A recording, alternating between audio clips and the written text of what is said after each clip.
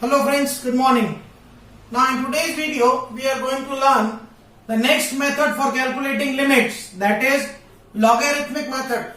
This method is very useful. ये बहुत काम का मेथड है क्योंकि इसका यूज हम आईआईटी के बहुत सारे क्वेश्चंस में करते हैं और इसके ऊपर बेस्ड बहुत सारे क्वेश्चन आईआईटीज में आते हैं. पहले इस पे बेस्ड क्वेश्चन बोर्ड्स में आते थे, बट नाउ ये चैप्टर बोर्ड्स में नहीं है. बट हाँ, बोर्ड्स में जो एक चैप्टर है कंटिन्यूटी डिफरेंशिएबिलिटी, उसमें कभी कभी इस पे बेस्ड क्वेश्चन आ जाते हैं. इसलिए it's a very very important topic. ध्यान से देखिएगा. लॉगरिथमिक मेथड्स, लघु गणकीय विधि, logarithmic method. We use this method on those questions where one function is in the power of other function.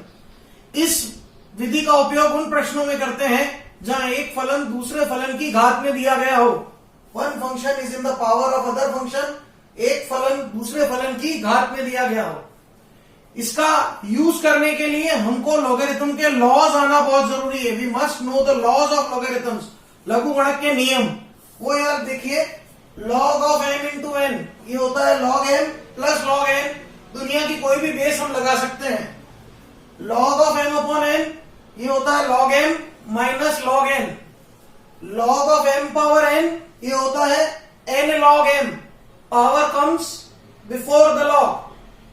a power log x base a, a की power में log हो और उसकी बेस वही हो जो नीचे a है, तो a और लॉग एक दूसरे के दुश्मन है, एक दूसरे को कैंसिल आउट कर देते हैं और x बच जाता है. Log a base b can be written as 1 upon log b base a. Base power को एक्सचेंज करने का फॉर्मूला है. Log a base b is equal to log 1 upon log b base a. और last log a base b is log a upon log b. दोनों की base change हो गई, e लगा दी हमने.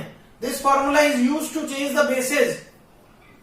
अब लॉगरिथमिक मेथड पे दो स्टैंडर्ड लिमिट हम बना लेते हैं और 99.99% क्वेश्चन उन्हीं दो स्टैंडर्ड लिमिट से सॉल्व हो जाएंगे. देखते हैं हम. First one, limit x tends to 0 1 plus x whole power 1 by x. अगर आप इसमें x को 0 डालें तो 1 प्लस 0 होल पावर 1 बाय 0, ये 1 पावर इनफाइनाइट फॉर्म है. अब बिकॉज एक फंक्शन है 1 प्लस एक्स, उसकी पावर में दूसरा फंक्शन है 1 बाय एक्स, तो हमको लॉगरिथमिक मेथड यूज करना पड़ेगा. So we have taken what? Log. Log p is log of 1 plus x whole power 1 by x. यहां फॉर्मूला यूज हो गया log m power n, that is n log m. So 1 by x आ गया, log 1 plus x बच गया. ये एक standard limit होती है जो हम पढ़ चुके हैं. Limit x tends to 0 log 1 plus x upon x, 0 by 0 form में 1 होता है. इसका मतलब इस लिमिट की वैल्यू 1 हो गई, log p की वैल्यू 1 हो गई. ये हम 11th क्लास में पढ़ चुके हैं. ये लॉगरिथमिक फॉर्म है. इसको एक्सपोनेंशियल फॉर्म में कैसे कन्वर्ट करें, तो p बन जाएगा e टू द पावर 1. तो ये स्टैंडर्ड लिमिट आ गई. Limit x tends to 0 1 plus x whole power 1 by x, 1 power infinity form में e पावर 1 होता है. वेरी इंपॉर्टेंट, हम इस पे बहुत सारे एग्जाम्पल करने वाले हैं. सेकेंड फॉर्म है इसका, limit x tends to infinity 1 plus 1 by x whole power x.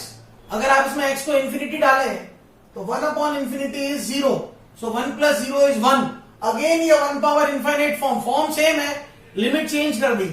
पहले वाली स्टैंडर्ड लिमिट में लिमिट 0 थी, अब इनफाइनाइट है. तो इनफाइनाइट लिमिट वाले क्वेश्चंस को सॉल्व करने की ट्रिक क्या है, हम उसकी लिमिट 0 बना देते हैं.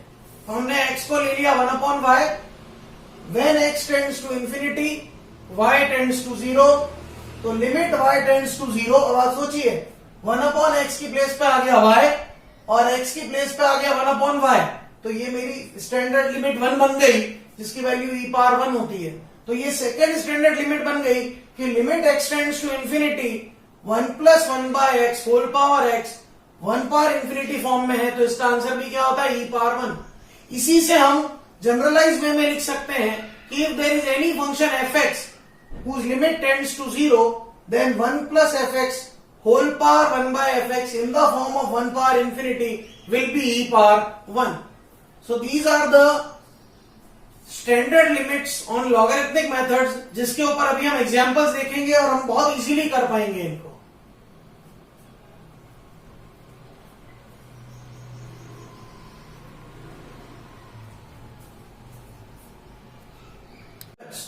In this video, we will take some examples on logarithmic methods.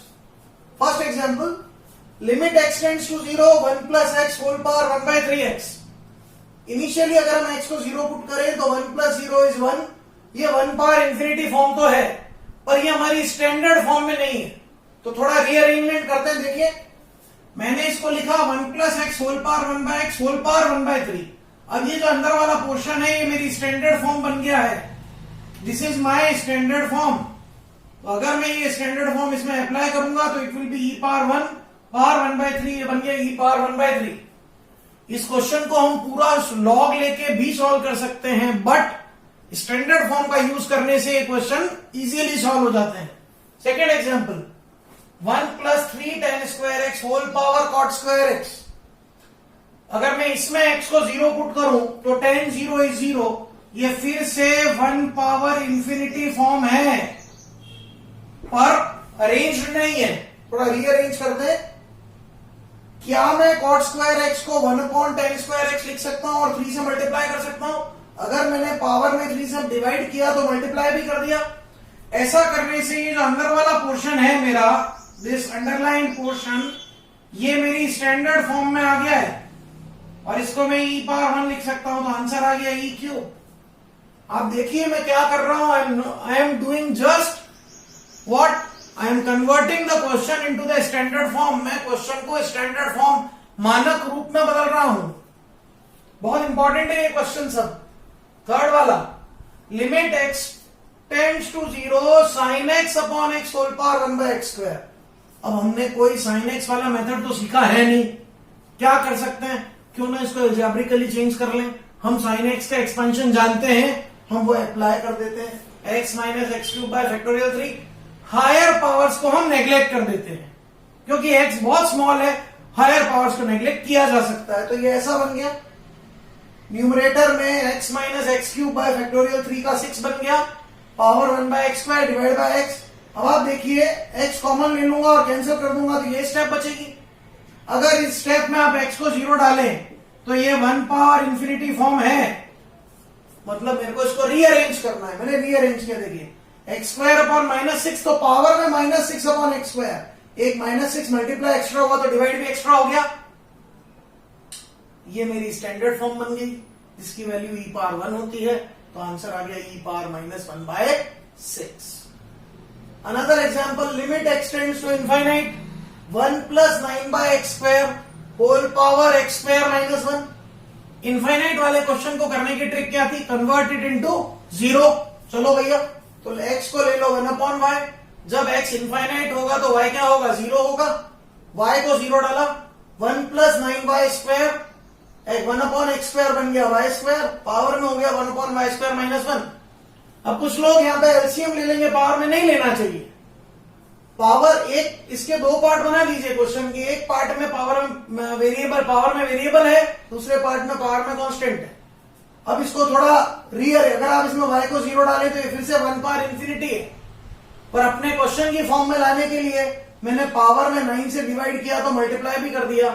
ये मेरी स्टैंडर्ड फॉर्म बन गई और इस स्टैंडर्ड फॉर्म की वैल्यू मैंने e पावर 1 डाली. सेकेंड पोर्शन में अगर y को 0 डालूं तो ये 1 का इनवर्स ही बन रहा है, इसलिए कोई इश्यू नहीं है और आंसर आ गया e पावर 9. तो ये बहुत अच्छे से एग्जाम्पल्स हैं on logarithmic methods.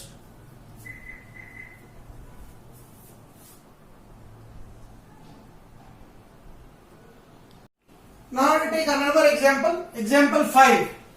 Limit x tends to infinity x upon 1 plus x whole power x. फिर से इनफाइनाइट वाला क्वेश्चन आया. इसको करने की ट्रिक क्या है? Convert the infinite limit into 0. तो हमने x को ले लिया 1 upon y. When x tends to infinity, y tends to 0. Convert किया, x is 1 upon y. Denominator में 1 plus 1 अपॉन y, पावर में 1 अपॉन y. सॉल्व किया तो 1 upon 1 plus y whole power 1 upon y. Next step में इसको 1 plus y का inverse लिख सकते हैं. उसकी नेक्स्ट स्टेप में इनवर्स को बाहर भेज दिया, 1 by y को अंदर भेजा. ऐसा क्यों किया? उससे मेरी स्टैंडर्ड लिमिट बन रही है. अप्लाई करी e पावर 1 का इनवर्स. आंसर आ गया e inverse. Very important question. Example 6. Limit x tends to π/2 sin x power 10x. अब यहां लिमिट 0 नहीं है तो 0 कैसे बनाए? x को ले लें पाई बाय 2 प्लस h, तो when x tends to pi by 2, x tends to 0.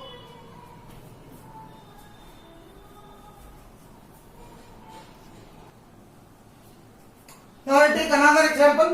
Limit x tends to pi by 2 sin x power 10x. x is pi by 2 plus h. क्योंकि यहाँ लिमिट जीरो नहीं है और हम जानते हैं standard limit में जीरो की जरूरत है हमको, तो हमने x को लिया pi by 2 plus h. When x tends to pi by 2, naturally h tends to 0, convert कर दिया.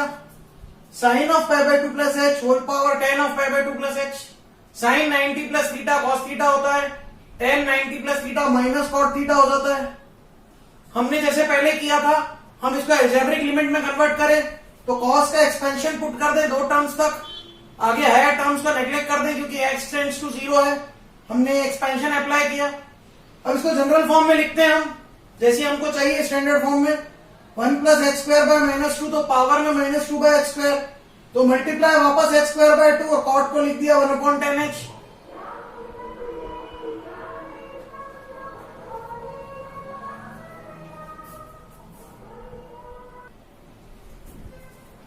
Now on this step we have converted the cot h into 1/10h. अब देखिए ये जो इंटरनल पोर्शन है ये मेरी स्टैंडर्ड लिमिट की फॉर्म का आ गया, और पावर में भी मैं एक स्टैंडर्ड लिमिट ले आया हूं.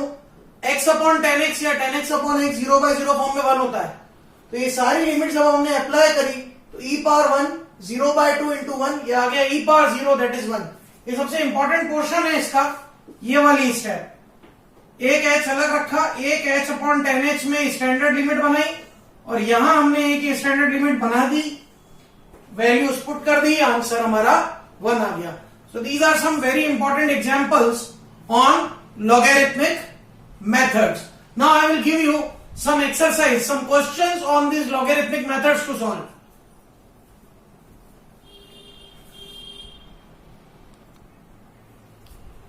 These are some questions for you to solve at home. ये 6 questions मैंने दिए हैं, आप इन 6 questions को घर पे ट्राई कर लीजिएगा. And if you feel any problem, you can message me or comment me in comment box. I will solve the problem. और this is very important type of questions, इसलिए इनको बहुत अच्छे तरह से देखिए.